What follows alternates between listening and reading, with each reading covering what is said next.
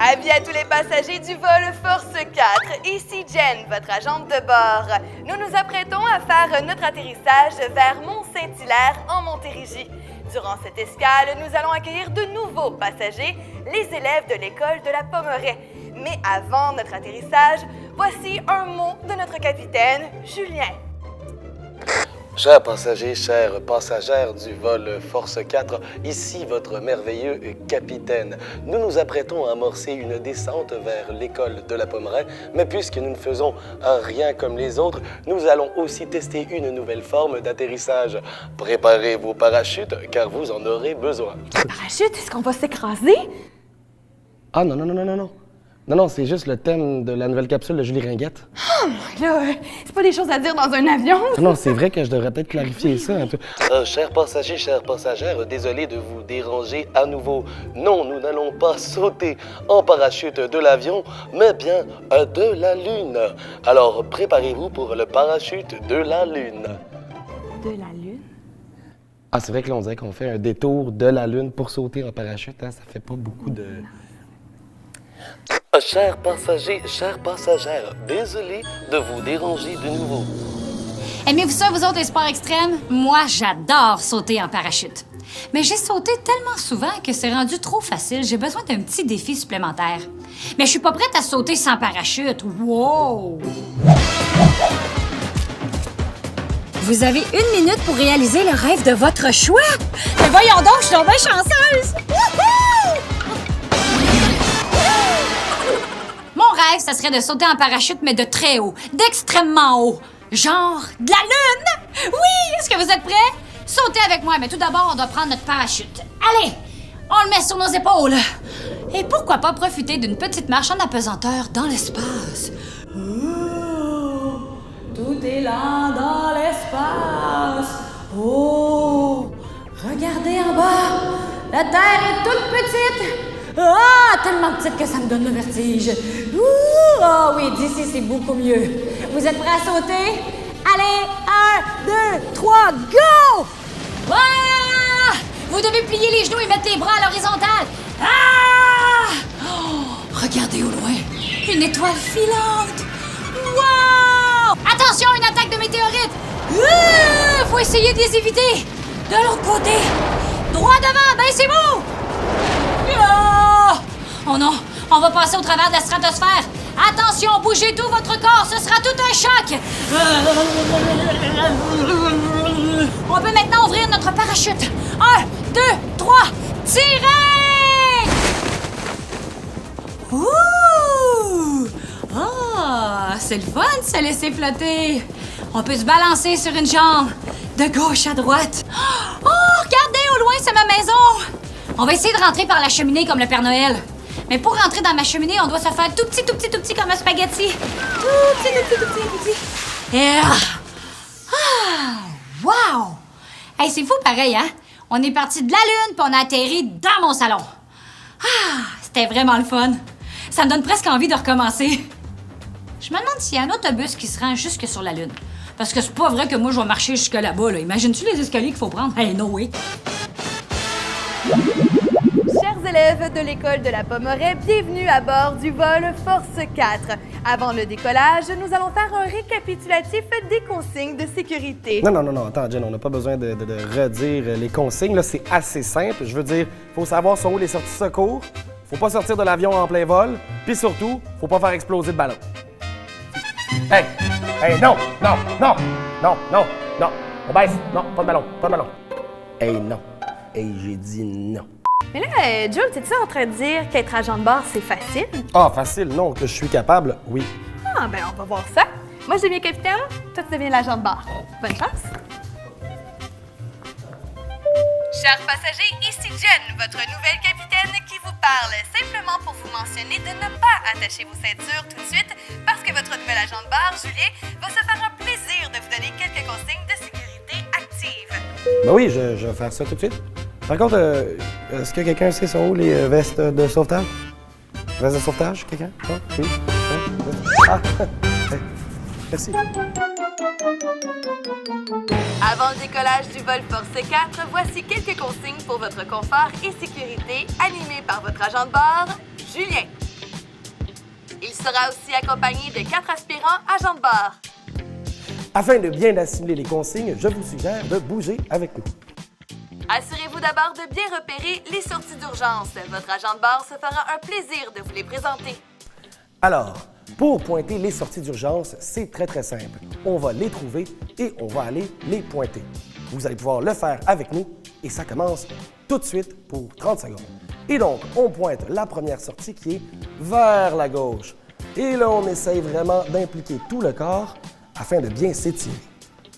On va aller trouver la seconde sortie qui est à droite, juste ici. On reste un peu. Ça nous fait réaliser qu'il y a des sorties des deux côtés. Alors, on ouvre bien le dos. Et autour de ces sorties-là, il y a d'autres sorties. Alors, on fait des rotations à partir des épaules, d'un côté, ensuite de l'autre, juste ici. On va aller pointer la sortie vers le haut. Et on va terminer avec la sortie vers le bas et on va aller toucher le sol. Ensuite, on revient. Toutes nos sorties sont maintenant trouvées. Maintenant que les sorties ont bien été identifiées, assurez-vous de libérer le passage en rangeant vos bagages dans les compartiments situés au-dessus de vos têtes. Voici quelques démonstrations. Alors, pour ce qui est des bagages, c'est très simple. Il faut aller les chercher. Et donc, on va aller en squat parce qu'il ne faut pas forcer avec le dos. On va prendre le bagage, on va le ramener ici et on va le porter dans la soute juste en haut. On va faire ça pendant 30 secondes et vous pouvez bouger avec nous. On y va? Alors, premier bagage. Alors, on squatte. On le ramasse. On s'en va le porter. Et là, il y a encore plus de bagages, donc il faut y aller. Et celui-là est beaucoup plus lourd. Alors, on reste en position. On monte très lentement. On le ramène. On pousse et on le porte dans la soute. On peut maintenant le refermer. Ouh. Attention à tous les passagers, veuillez attacher votre ceinture. Nous allons traverser une zone de turbulence.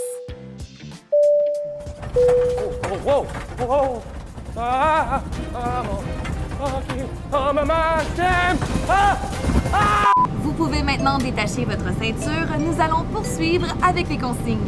Mais là, comme vous pouvez le voir, des fois, il y a des zones de turbulence. Puis des fois, ça arrive aussi qu'on n'est pas assis pendant les zones de turbulence. C'est pour ça qu'on va aller pratiquer notre équilibre. Et donc, pour ce faire, on va aller sur une jambe. Ainsi, on va commencer avec la jambe de droite et on va aller faire l'avion. Et là, un bon truc pour garder son équilibre, c'est de plier le genou. Comme ça, notre centre de gravité est proche du sol. Des fois, ça arrive aussi que, on a de la difficulté à garder son équilibre. On va aller sur la deuxième jambe. Et là, c'est pas grave si on tombe ou si justement on perd pied. On a juste à recommencer. On fait ça pendant encore 5 secondes. Et on peut revenir en position debout. Chers passagers, nous allons maintenant être prêts au décollage. Veuillez attacher vos ceintures de sécurité et prenez position. Et là, puisque vous avez bien travaillé, on a tous été promus en première classe. Ça veut dire qu'on a beaucoup de place pour s'asseoir. Donc, pour ce faire, on va prendre toute la place qu'on peut en écartant nos pieds l'un de l'autre. Et ce qu'on va vouloir faire, c'est garder nos pieds parallèles l'un à l'autre. On va pouvoir aller s'asseoir dans la position qu'on appelle la position du cavalier. Et on va rester comme ça pendant 30 secondes. Et là, si vous voyez des fois que ça travaille trop, vous pouvez tout simplement aller un peu plus haut ou aller un peu plus bas. L'important, c'est que ça bouge. Puis là, vu qu'on est en première classe, on va en profiter pour commander quelque chose, comme un jus d'orange, s'il vous plaît, quelques cacahuètes, ça serait pas de mal, une serviette d'eau chaude, le film, c'est quoi aujourd'hui? Toutes ces choses. On va rester comme ça pendant 5 secondes. Et là, c'est normal que ça commence à chauffer.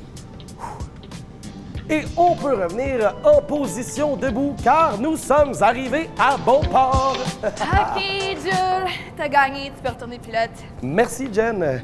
Hey, attends un instant, là. Si ni toi, ni moi sommes dans la cabine, qui est-ce qui pilote l'avion? Ah, inquiète-toi pas, j'ai mis l'avion sur le pilote automatique, un vrai chat. Ah, non, Jen. Il n'y a pas de pilote automatique dans cet avion-là. Oh, Ben oui. Oh, non.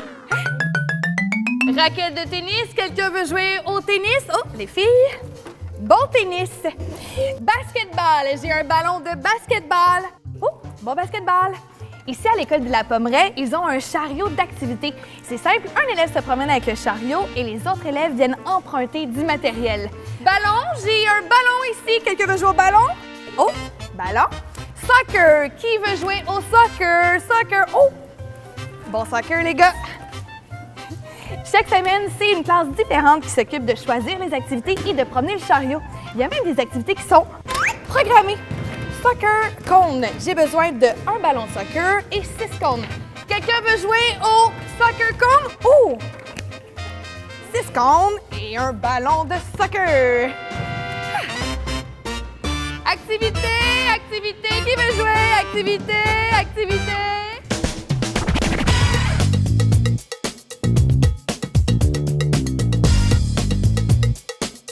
Savais-tu que les astronautes font du tapis roulant dans l'espace? Et oui, les astronautes de la station spatiale doivent faire du sport à tous les jours.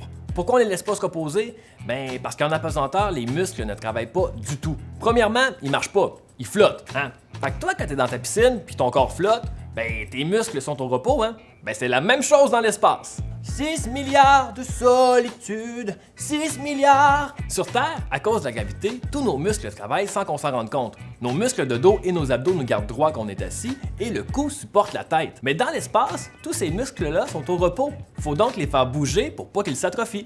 Même les os peuvent perdre de leur densité dans l'espace. On a calculé que chaque mois passé dans l'espace peut faire perdre 1% de densité osseuse à un astronaute. Mais heureusement pour eux, en retournant sur Terre, ils peuvent retrouver leur densité osseuse normale. C'est pour ça que les astronautes font 2 heures d'activité physique par jour. Et pour pas que ça devienne un tapis flottant, il y a tout un système de harnais qui tient l'astronaute en place pendant l'exercice. Grâce à ce programme d'activité physique, les astronautes reviennent sur Terre avec une plus grande masse musculaire qu'à leur départ. Et... hein?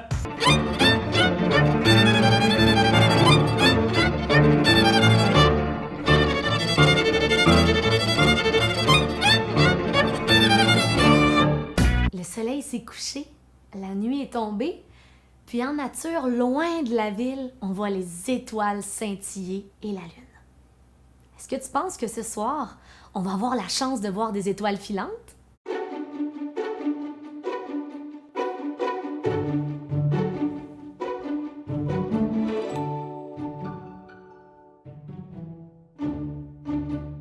Est-ce que tu as pris ta grosse couverte? Parce qu'on veut être certain de ne pas avoir froid, hein? Donc, tu peux prendre ta grosse couverte et venir encercler tes bras autour de toi pour commencer à te réchauffer. Fais quelques mouvements vers le haut et vers le bas jusqu'aux genoux et on remonte jusqu'aux épaules. Regarde au ciel les belles étoiles. Le ciel est vraiment énorme. Ouvre grand les bras comme si tu voulais aller toucher les étoiles, entrecroise les 10 doigts et pousse les paumes vers le haut.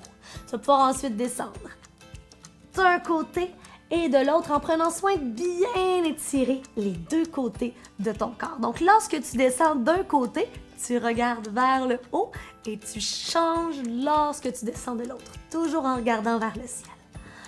Magnifique. Je propose qu'on commence à regarder les étoiles.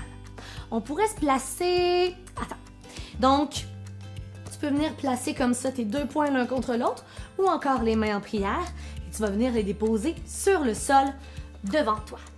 Ensuite, viens allonger tes jambes. Tu as toujours la possibilité de venir déposer les genoux sur le sol. Alors, on est bien concentré, les abdominaux bien encagés et on va tourner sur le côté pour aller regarder en haut. Et on revient vers le sol. On peut déposer les genoux au sol et tourner sur les genoux pour ouvrir. Ou encore, venir lancer la jambe pour pointer les orteils vers les étoiles. On descend tranquillement et on contrôle les genoux au sol. Et on va regarder de quoi ça a l'air de l'autre côté. Donc, tourne-toi et viens placer à nouveau tes avant-bras sur le sol. Les jambes bien allongées, tu peux passer par les genoux si tu préfères. Viens tourner tout ton corps et ouvrir pour regarder vers le plafond. Garde ton calme, respire et reviens au centre. À nouveau, on peut ouvrir ici. La main s'ouvre. Et si tu désires aller pointer du bout de tes orteils le ciel, tu peux y aller maintenant. On va revenir face au sol en contrôle, il n'y a rien qui presse, même si ça fait travailler fort. Et les genoux se déposent à nouveau au sol. Il y a une raison pour laquelle, quand on regarde les étoiles, on est juste couché sur le dos et on regarde vers le ciel. C'est vraiment plus efficace. On devrait se contenter de ça finalement pour aujourd'hui. Donc, viens te placer en équilibre sur les fessiers. Tu vas vouloir venir former une lettre V de côté, comme un petit bateau. Donc, on vient porter les jambes sur le sol devant, avec les tibias parallèles au sol et la colonne aussi droite que possible. Tu peux garder avec tes mains l'arrière de tes cuisses ou encore aller porter les bras en ligne avec tes jambes. Et on va compter 10 secondes pour la descente. Donc, tu peux compter avec moi. On commence à 1 et on ouvre. 2, 3, 4, prends ton temps. 5, 6, 7, 8, 9 et 10. Et prends le temps d'observer, d'apprécier le ciel au-dessus de ta tête. Si tu veux, tu peux aller porter les mains vers le ciel et dessiner les étoiles. Il y en a beaucoup, on a bien choisi notre soirée pour venir les observer, pour finalement venir redéposer tes bras sur le sol et détendre tous tes muscles jusqu'au bout des doigts. Respire profondément. Garde ton calme. Profite de ton instant. Oh wow! Regarde, il y a une belle étoile filante qui vient de passer. Tu peux prendre une grande inspiration et faire un vœu. Et à l'expiration, tu peux souffler ton vœu dans l'univers. Merci de votre participation active, chers passagers du vol Force 4. C'est ce qui termine notre passage à l'école de la Pommeraye. Prochaine destination, Mont-Saint-Hilaire, école de la Pommeraye. Mont-Saint-Hilaire, école de... Julien, il doit y avoir une erreur, c'est la même école. Ah non, on revient ici là, demain, là, on va juste faire un cercle dans le ciel, puis whoop, on est de retour. À demain, tout le monde. On vous laisse avec la projection du jour, Pierre et son petit défi de la semaine. Hey, c'est quoi toi, le menu du jour? Surprise! Non, mais mettons poulet, saumon, couscous, éclaire-moi le brocoli, quelque chose? Non? Rien? Le grand défi présente les petits défis de Pierre. Le défi cette semaine, c'est de bouger avec un ami. Pourquoi c'est important? Parce que seul, c'est bien, mais à deux, c'est mieux. Pourquoi? Parce que quand on est accompagné, on est beaucoup plus motivé. S'il pleut à l'extérieur, ça ne nous tente pas d'y aller, ou s'il fait très froid, on dit non, on reste à la maison. Votre ami vous appelle, est-ce qu'on va faire du ski ou du patin? Oui, maintenant que vous êtes deux, on est beaucoup plus motivé à y aller. Donc c'est pour ça que d'être accompagné, ça aide finalement à être actif plus souvent. Le défi que je vous lance cette semaine, c'est de bouger avec un de vos amis ou quelqu'un de votre famille, parce qu'à deux, comme je vous le disais, c'est beaucoup mieux. Bonne semaine!